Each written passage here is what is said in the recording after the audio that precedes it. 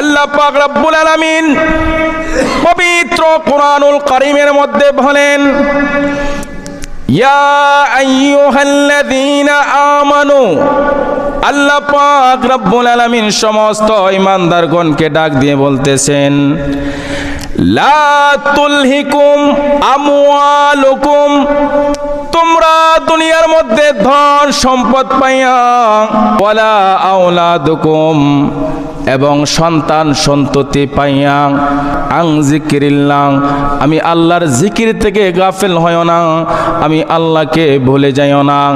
আমি আল্লাহকে যদি ভুলে যাও তাইলে কি হবে? ওয়ামাই ইয়াফআল যালিকা ফাউলাইকা হুমুল খাসিরুন। আল্লাহু আকবার। আমি আল্লাহকে যদি ধন সম্পদের মায়ায় পড়ে, সন্তান সন্ততির মায়ায় পড়ে আমি আল্লাহকে যদি ভুলে যাও, আমি আল্লাহর জিকিরকে যদি ভুলে যাও, তাইলে তোমরা ক্ষতিগ্রস্তের দলের মধ্যে অন্তর্ভুক্ত হবে। আমি আপনাদের কাছ থেকে জানতে চাই, ধন সম্পদ পাওয়ার পরে, সন্তান সন্ততি পাওয়ার পরে আল্লাহকে কি বলা যাবে? জোরে বলুন, বলা যাবে? আল্লাহকে বলা যাবে না।